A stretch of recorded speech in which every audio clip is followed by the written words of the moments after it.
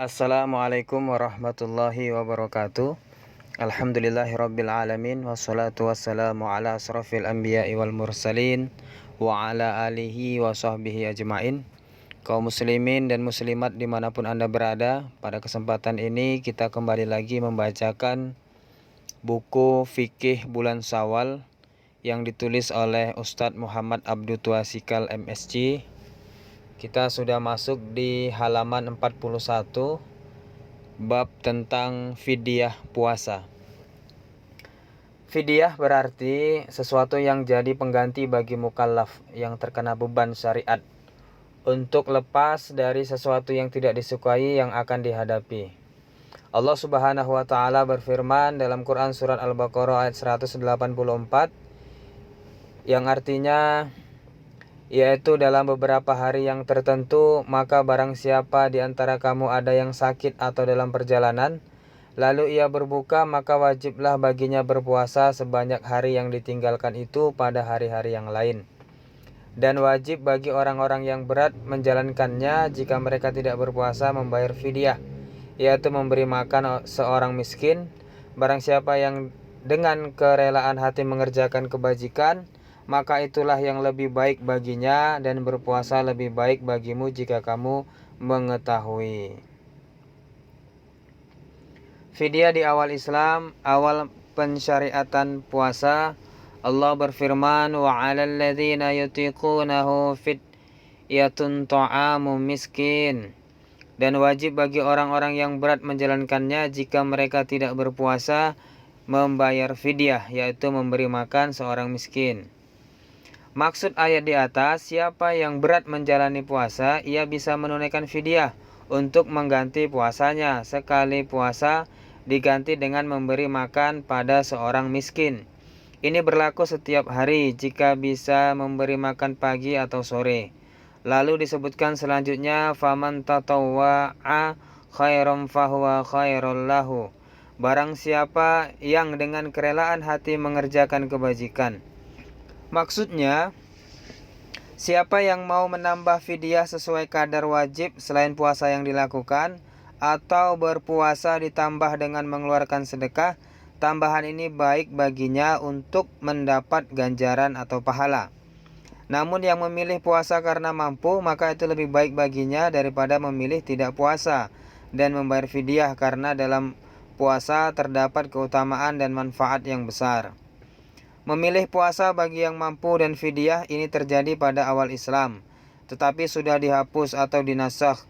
Hal ini berdasarkan hadis Salamah bin Al-Aqwa radhiyallahu anhu, ia berkata, ketika turun ayat wa 'alal ladzina yutiqunahu fidyatun ta'amu miskin, dahulu bisa memilih tidak puasa lantas menunaikan fidyah, hingga turunlah ayat sesudahnya untuk menghapusnya. Hadis riwayat Bukhari dan Muslim. Syekh Asy-Sya'di rahimahullah dalam kitab tafsirnya mengatakan bahwa inilah yang terjadi di masa awal diwajibkannya puasa. Di awal diwajibkannya puasa itu masih berat, tatkala itu diberikanlah kemudahan, yakni bagi yang berat menjalankan puasa, maka ia bisa memilih antara berpuasa atau menunaikan fidyah, yaitu memberi makan pada orang miskin setiap kali tidak berpuasa. Namun berpuasa tetap dinilai lebih baik. Dalam ayat disebutkan wa antasumu khairul lakum, dan berpuasa lebih baik bagi kamu. Ibnu Katsir rahimahullah berkata, di masa awal diwajibkannya puasa, orang yang sehat dan menetap atau tidak bersafar yang berat menjalankan puasa kala itu, maka ia boleh memilih antara berpuasa dan menunaikan fidyah atau memberi makan. Jika ia mampu, ia boleh berpuasa. Jika ia mau, ia boleh dengan menunaikan fidyah, yaitu memberi makan setiap hari pada satu orang miskin. Namun, jika ia memberi makan lebih dari satu orang miskin, itu lebih baik. Adapun jika ia memilih untuk puasa, itu lebih baik. Inilah yang menjadi pendapat Ibnu Mas'ud, Ibnu Abbas, Mujahid, Tawus, dan Muqatil bin Hayyan. Lihat tafsir Al-Quran Al-Azim. Mu'adz bin Jabal juga berkata bahwa di masa masa awal diwajibkannya puasa, siapa yang mau puasa dibolehkan. Begitu pula siapa yang mau memberi makan pada orang miskin atau fidyah dibolehkan. Hal ini diriwayatkan oleh Imam Bukhari dari Salama bin Al-Aqwa. Ia berkata, ketika turun ayat yang dibahas, kemudian nantinya bentuk memilih antara puasa dan fidyah akan dihapus. Fidyah dihapus lalu diberlakukan hanya pada yang sudah tua renta. Para ulama Hanafiyah, Syafi'iyah dan Hanabilah sepakat bahwa fidyah dalam puasa dikenakan pada orang yang tidak mampu menunaikan qada puasa secara permanen. Hal ini berlaku pada orang yang sudah tua renta yang tidak mampu lagi berpuasa, serta orang sakit dan sakitnya tidak kunjung sembuh. Pensyariatan fidyah disebutkan dalam firman Allah Subhanahu wa taala, "Wa 'alal ladzina yutiqunahu fidyatun ta'amu miskin."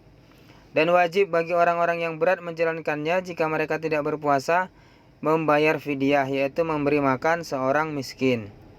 Ibnu Abbas radhiyallahu anhuma mengatakan yang dimaksud dalam ayat tersebut adalah untuk orang yang sudah sangat tua dan nenek tua yang tidak mampu menjalankannya, maka hendaklah mereka memberi makan setiap hari kepada orang miskin. Hadis riwayat Bukhari. Jenis dan kadar fidyah. Ulama Malikiyah dan Syafi'iyah berpendapat bahwa kadar fidyah adalah 1 mud bagi setiap hari tidak berpuasa. Ini juga yang dipilih oleh Tawus, Sa'id bin Zubair, At-Tsauri dan Al-Auza'i. Sedangkan ulama Hanafiyah berpendapat bahwa kadar fidyah yang wajib adalah dengan 1 sa kurma atau 1 sa syair atau gandum atau setengah sa hintah biji gandum. Ini dikeluarkan masing-masing untuk 1 hari puasa yang ditinggalkan dan nantinya diberi makan untuk orang miskin. Ulama Hambali mengatakan bahwa fidyah yang wajib adalah 1 mud bur atau setengah sa kurma atau gandum. Beberapa ulama belakangan seperti Syekh bin Baz, Syekh Shalih Al-Fauzan dan Al-Lajnah Ad-Daimah li Al-Buhuth Al-Ilmiyah wa Al-Ifta, Komisi Fatwa Kerajaan Saudi Arabia, mengatakan bahwa ukuran fidyah adalah setengah sa dari makanan pokok di negeri masing-masing, baik dengan kurma, beras, dan lainnya. Mereka mendasari ukuran ini berdasarkan pada fatwa beberapa sahabat, diantaranya Ibnu Abbas radhiyallahu anhuma. Ukuran 1 sa sama dengan 4 mud. 1 sa adalah ukuran zakat fitrah, yaitu 2,5 kg. Setengah sa berarti 1,25 kg. 1 mud berarti berkisar 6-7 ons. Yang lebih tepat dalam masalah ini adalah dikembalikan pada kebiasaan yang lazim. Maka dianggap telah sah membayar fidyah jika telah memberi makan kepada 1 orang miskin untuk 1 hari yang ditinggalkan. Lihat Asyar Al-Mumti. Syekh Abdul Aziz At-Tarifi Hafizahullah berkata, para salaf tidak ada satupun yang menafikan anggapan cukup dalam fidyah. Seandainya fidyah dengan 1 mud bisa mengenyangkan orang yang lapar, maka itu boleh. Kadar fidyah sendiri tidak ditetapkan oleh Rasulullah SAW, maka yang jadi patokan adalah kebiasaan yang berlaku di masyarakat. Makanan yang dikeluarkan adalah yang sifatnya pertengahan yang biasa dimakan oleh keluarga, sebagaimana ayat yang membicarakan tentang kafarat atau sumpah. Min ausati matut imuna ahlikum, yaitu dari makanan yang biasa kamu berikan kepada keluargamu. Quran Surat Al-Ma'idah ayat 89. Fidyah tidak boleh diganti uang. Dalam ayat disebutkan fidyatun ta'amu miskin, membayar fidyah dengan memberi makan pada orang miskin. Syekh Shalih bin Fauzan bin Abdullah Al-Fauzan Hafizahullah dalam fatwanya Al-Muttaqa mengatakan, mengeluarkan fidyah tidak bisa digantikan dengan uang. Fidyah hanya boleh dengan menyerahkan makanan yang menjadi makanan pokok di daerah tersebut. Kadarnya adalah setengah sa dari makanan pokok yang ada yang dikeluarkan bagi setiap hari yang ditinggalkan. Setengah sa kira-kira 1,5 kilogram. Jadi tetap harus menyerahkan berupa makanan sebagaimana ukuran yang kami sebut. Sehingga sama sekali tidak boleh dengan uang, karena Allah Subhanahu wa taala berfirman yang artinya, membayar fidyah dengan memberi makan pada orang miskin. Dalam ayat ini sangat jelas memerintahkan dengan makanan. Cara membayar fidyah, intinya membayar fidyah adalah mengganti 1 hari puasa yang ditinggalkan dengan memberi makan 1 orang miskin. Namun, model pembayarannya dapat diterapkan dengan 2 cara. Yang pertama, memasak atau membuat makanan kemudian mengundang orang miskin sejumlah hari-hari yang ditinggalkan selama bulan Ramadan. Sebagaimana hal ini dilakukan oleh Anas bin Malik ketika beliau sudah menginjak usia senja dan tidak sanggup berpuasa. Kedua, memberikan kepada orang miskin berupa makanan yang belum dimasak. Alangkah lebih sempurna jika diberikan sesuatu untuk dijadikan sebagai lauk. Lihat penjelasan Syekh Muhammad bin Shalih Al-Utsaimin dalam Asyar Al-Mumti. Pemberian ini dapat dilakukan sekaligus, misalnya membayar fidyah untuk 20 hari disalurkan kepada 20 orang miskin, atau dapat pula diberikan hanya kepada 1 orang miskin saja sebanyak 20 hari. Al-Mawardi rahimahullah mengatakan boleh saja mengeluarkan fidyah pada 1 orang miskin sekaligus. Hal ini tidak ada perselisihan di antara para ulama. Fidyah dikeluarkan ketika punya kelapangan rezeki. Imam Nawawi rahimahullah mengatakan bahwa jika fidyah diwajibkan kepada orang yang sudah tua renta, sedangkan ia dalam keadaan susah, apakah ketika ia dalam keadaan lapang rezekinya harus dibayarkan ataukah gugur?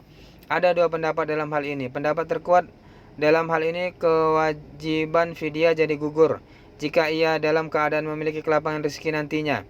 Jika tidak wajib membayar sebagaimana zakat fitrah pun demikian. Lihat pembahasannya dalam Al-Mawsu'ah Al-Fiqhiyah. Waktu pembayaran fidyah. Yang pertama, seseorang dapat membayar fidyah pada hari itu juga ketika dia tidak melaksanakan puasa atau diakhirkan sampai hari terakhir bulan Ramadan, sebagaimana dilakukan oleh para sahabat Anas bin Malik ketika beliau telah berada di usia senja. Kemudian yang kedua, para ulama berbeda pendapat tentang masalah bolehkah mempercepat pembayaran fidyah ataukah tidak untuk yang sudah tua renta atau yang menderita sakit menahun yang sulit diharapkan kesembuhannya. Tentang hal ini Imam Nawawi rahimahullah mengatakan bahwa sepakat ulama mazhab Syafi'i mengatakan tidak bolehnya mempercepat pembayaran fidyah sebelum masuk Ramadan. Adapun mempercepat pembayaran fidyah setelah terbit fajar subuh setiap harinya dibolehkan. Mempercepat pembayaran fidyah sebelum masuk fajar subuh di bulan Ramadan juga masih diperbolehkan. Pendapat ini dipilih oleh Ad-Darimi, kata Imam Nawawi. Kelima, berarti tidak masalah memajukan fidyah untuk 1 hari saja, tidak untuk 2 hari atau lebih. Inilah pendapat mazhab Imam Syafi'i. Imam Al-Khatib Asy-Syirbini mengatakan tidak dibolehkan untuk wanita hamil dan menyusui memajukan fidyah 2 hari atau lebih dari waktu berpuasa. Sebagaimana tidak boleh memajukan zakat untuk 2 tahun.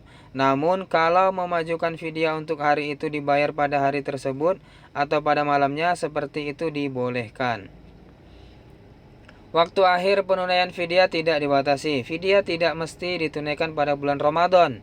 Bisa pula ditunaikan ba'da Ramadan. Ayat yang mensyariatkan fidyah Quran Surah Al-Baqarah ayat 184 tidaklah menetapkan waktu tertentu sebagai batasan. Kemudian fidyah ditunaikan sesuai kelapangan walau ditunda beberapa tahun. Bahasan waktu pembayaran fidyah disarikan dari kitab Al-Mawsu'ah Al-Fiqhiyah. Kemudian bisa juga dilihat dari link yang di bawah ini. Alhamdulillah, semoga bermanfaat. Wassallallahu ala Muhammadin wa ala alihi washabihi wasallim. Subhana rabbika rabbil izzati amma yasifun. Wassalamun alal mursalin. Walhamdulillahi rabbil alamin.